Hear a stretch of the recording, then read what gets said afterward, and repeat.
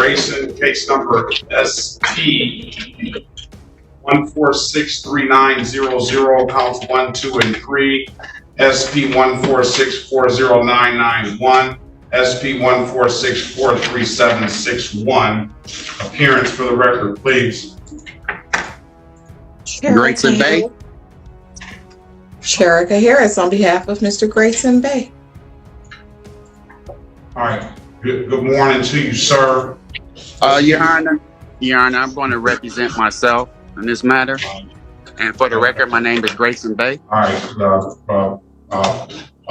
City of Detroit versus Javar, Grayson Bay. Your offer, sir, is a $240 fine, failure to display, and a seatbelt ticket. You pay those, we'll close the other matters out. That will abstract to the Secretary of State. And then the seatbelt ticket is $65. So $240, $65. We'll close the matters. We'll close the matters out. That'll be a failure to display. It will abstract, but it won't carry any points. And today is the date and time set for a trial. Your Honor, today was supposed to be set for trial. And I don't consent. Buckle up. Guys, today we're diving into Judge Perkins' courtroom, where a self-proclaimed sovereign citizen, Grayson Bay, tries to rewrite reality.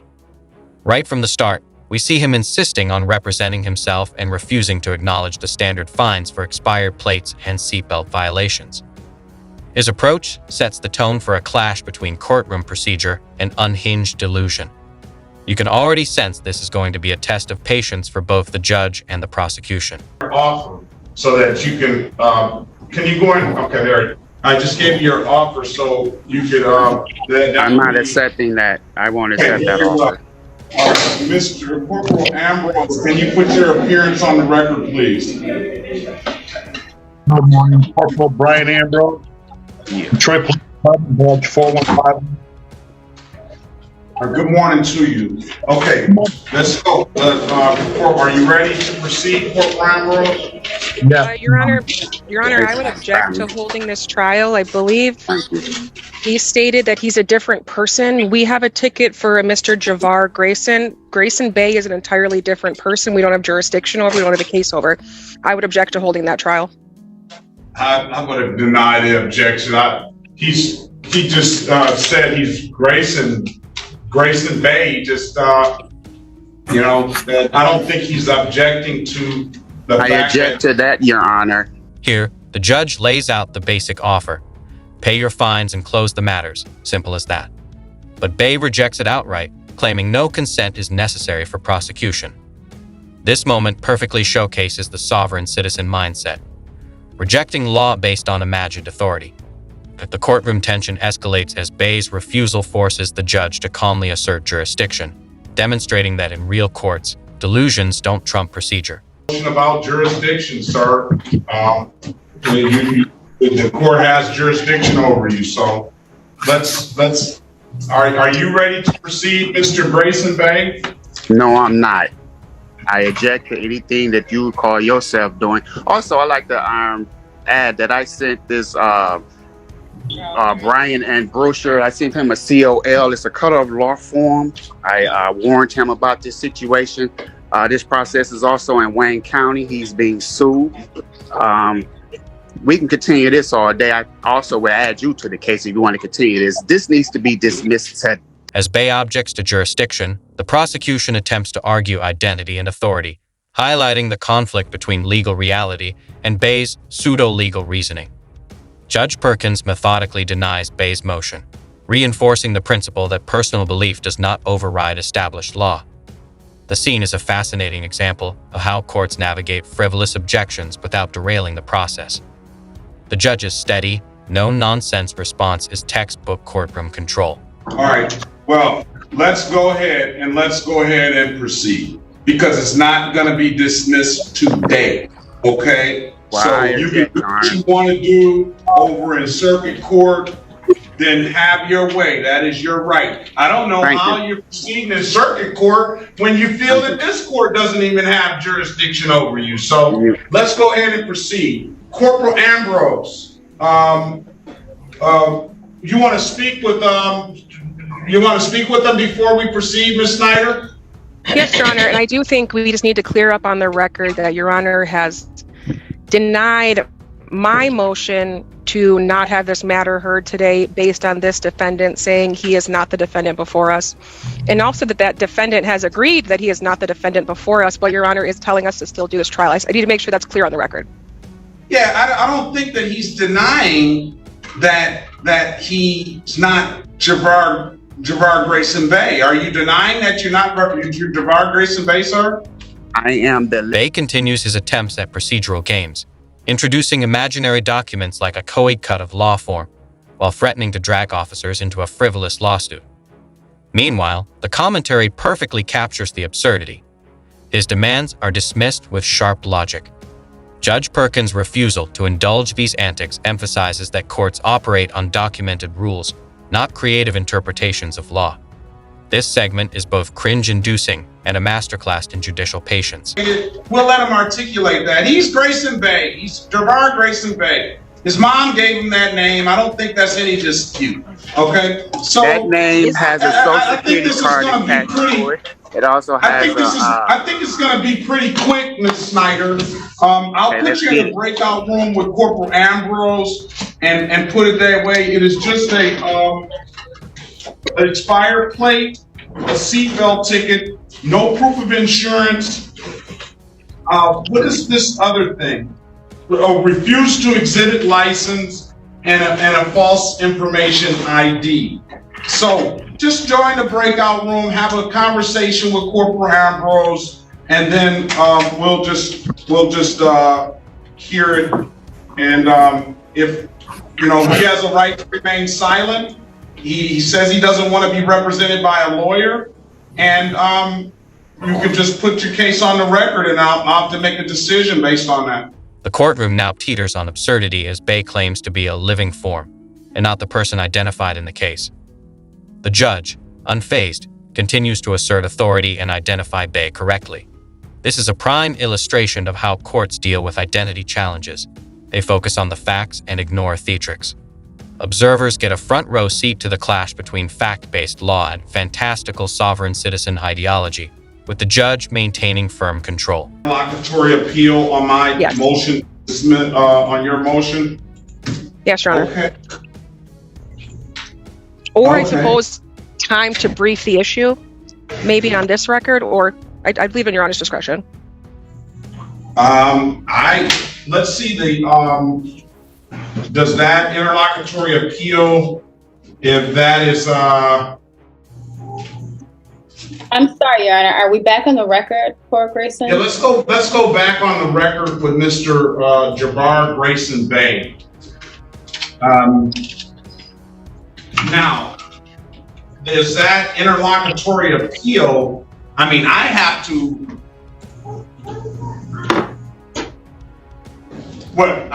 proceed.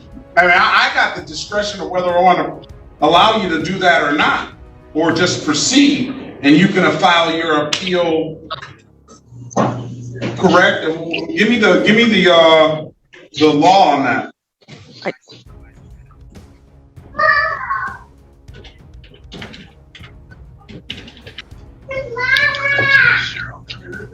You're muted, Miss. You're muted, Miss Snyder. I'm sorry, Your Honor. My supervisor's talking to me over the wall, so it's hard to hear two people at once. Okay. The court rule is, I think she might be coming back. It's MCR 7.205. 205, application for leave to appeal, and you said what was the citation? What were the other? 7.212, but that's just saying the format for briefs. I have 7.205 as application for leave to appeal. Appeals to circuit court. 7.105. if the order appeal is interlocutory, setting forth facts showing how the appellant would suffer substantial harm by awaiting final judgment before taking an appeal. We believe that the substantial harm that the people would suffer would be the defendant has already stated he's filing numerous lawsuits against the court, against the parties, against the officer. We believe we'd be giving him a golden parachute. It's just one more issue to add to his level of appeals. This is one issue that needs to be clarified. Of course, he will be found, I believe, through fingerprints to be either the person given that ticket or Javar Grayson, the person given the ticket, will be given a capias warrant and we can move on.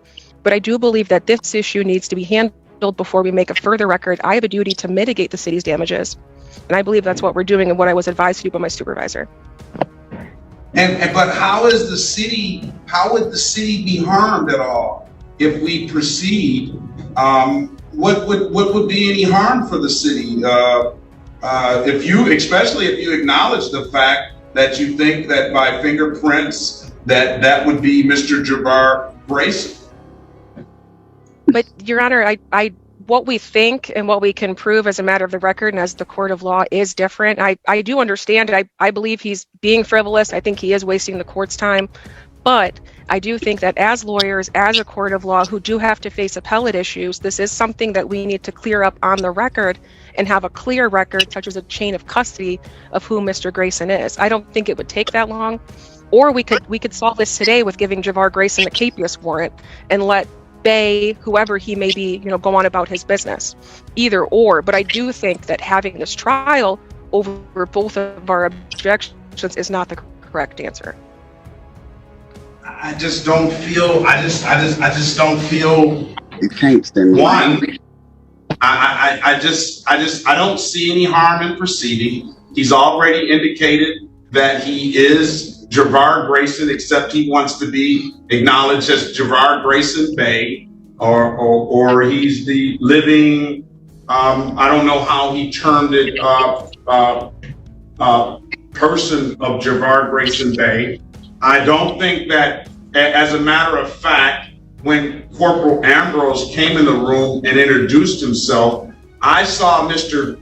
Grayson Bay sort of kind of had a look on his face, and to me, I took that look as he knows Corporal Ambrose, and it's no question. I haven't asked Corporal Ambrose is if this is the person that he pulled over, but I'll definitely let you ask Corporal Ambrose that. But I don't think that there is any sort of identity issue here.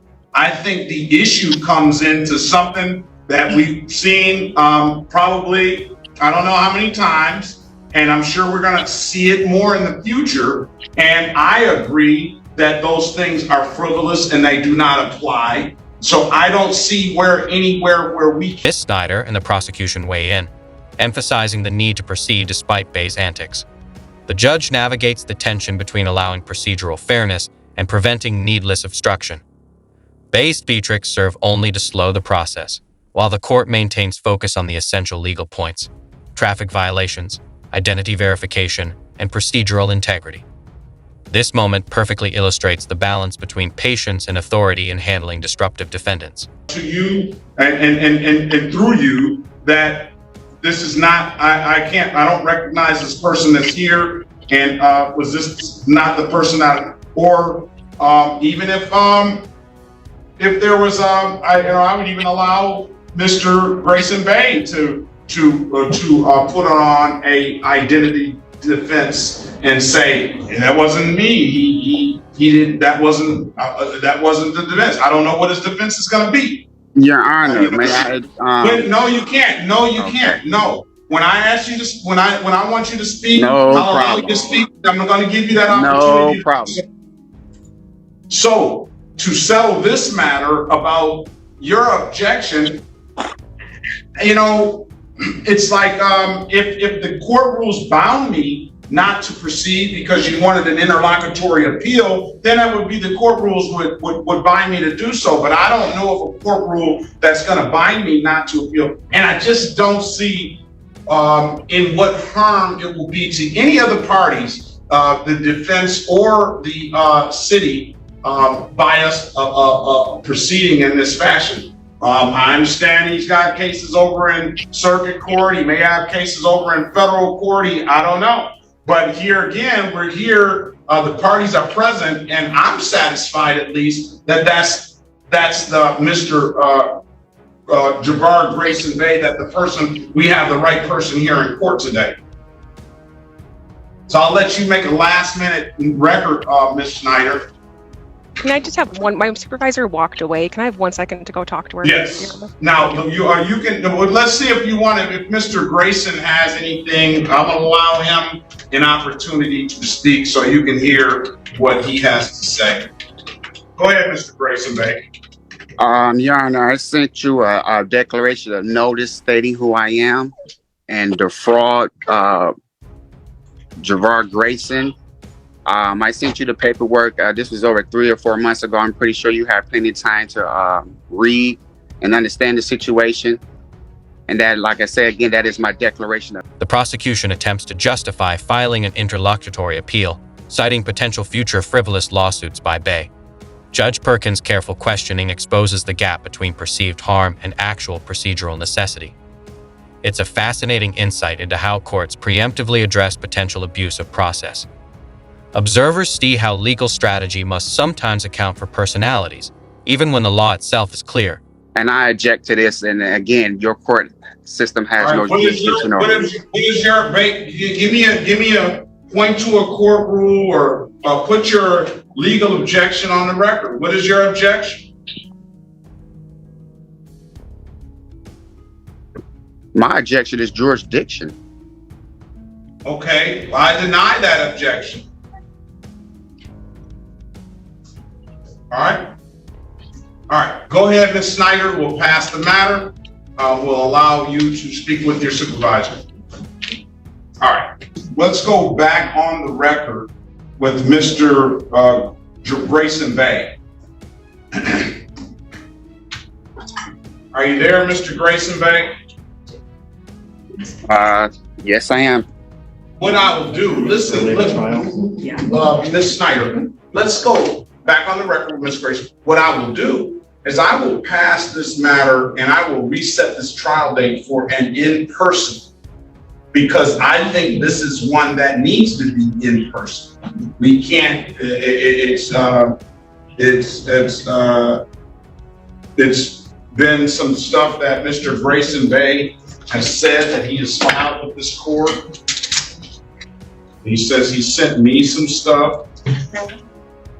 I don't have that in front of me. There's it in the file. And this one seems like it's going to necessitate some,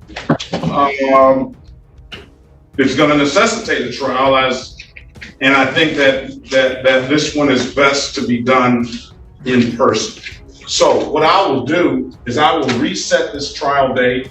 That will give me an opportunity, one, to get the documents that, if they exist, that Mr. Grayson Bay has said that he has filed with this court. And then two, that'll have both of the parties here in person. All right, so I'm gonna reset this matter for a January 9th in-person trial date. Now that is gonna do. Now let me ask you this, sir. You understand you have a right to a trial by jury, correct? Mr. Grayson Bay? I'm just challenging jurisdiction. Also, for the record, I sent Detroit Police Department 12th Precinct a declaration of notice. I also sent them a COL, which is a color of law. Listen, Mr. Grayson Bay. Listen, Mr. Grayson Bay. I don't care about that stuff. All I care about is what's here before me right now. Okay. Did you get the declaration of notice? I don't. If I did, it's not in the file. I'm not going to say I didn't. Okay, I'll send you another copy. let's make this a jury trial too. I sent you a copy. No, it's not a jury trial. No, You it have is a the jury. situation in your Dialogue around identity verification and fingerprints highlights the meticulousness required in law enforcement and courtroom procedure. Bay's objections are ignored as the judge focuses on documented evidence and procedural correctness. This segment emphasizes that no matter how convoluted a defendant's claims, courts rely on verifiable proof rather than theatrics. It's a textbook lesson in legal resilience against pseudo-legal arguments. Can I have a breakout room with Mr. Grayson? No, it's not going to be a breakout room with him. Let's give him a jury trial date. Oh, jury trial. Yes. Let's just go ahead and he's not running this show. I have Judge Courtroom. Okay. Do you have somebody like you want to sign to this case? Not necessarily. I mean, anybody can, I'm sure, handle it. Okay, that's fine. Thank you, Judge. Yeah, let's get it. If Miss, I'm not talking to you. I'm talking. Let's go off the record. Miss Harris, do you want the case of Gomez Lopez? Just No, thank you, Your Honor. Okay. I can't hear them on. Everybody here. No, it's not. We're not talking about your case. We're off the record with your case. We get a jury trial date. Let a jury of his peers make the determination. And I think we'll clean up the record issue within the person. Judge, let me know when you're ready for the date. All right, let's get a jury trial date. Tuesday, December the 5th, jury trial. Don't get it. We'll not schedule anything else on that day. Okay. Tuesday, December the 5th, 9 a.m. we will do. As far as motions are concerned, I'm going to set some motion dates. Cover his ass. So, what was that comment, sir? Mr. Grayson Bay? Yes, sir. What's going on? Was that comment? No comment. Listening. Let's go. All right. Let's set a motion date for November the 10th. That's when Mr. Grayson. That's Veterans Day, sir. By your Oh, ear. no, okay, good. Let's set motion the motion will be due by motions due by November the 9th. That's for both parties. The responses to the motions will be by November the 17th, and we will set a final pretrial date a day before on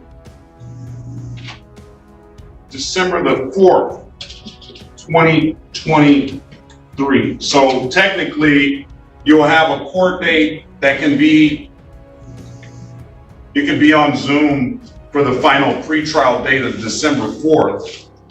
If there hasn't any resolution, I'll get my ruling on the motions on that day. And then we'll set the jury trial date for December the 5th, 2023 at 9 a.m. All right? You got that, Mr. Grayson Bay? No, you gave me 10 dates, but what I'm going to do is I'm going to send you a declaration of notice. I did not give you 10 dates. I count, let's see, 1, 2, 3. I got December the 5th, December the 4th. I got November the 9th. I got also November the 17th for a response. Here, the judge and prosecutor weigh the absurdity of Bay's claims against the necessity of proper procedure. Bay's insistence on living form terminology contrasts starkly with the structured, rules-based environment of the courtroom. It's a subtle yet powerful demonstration of judicial patience.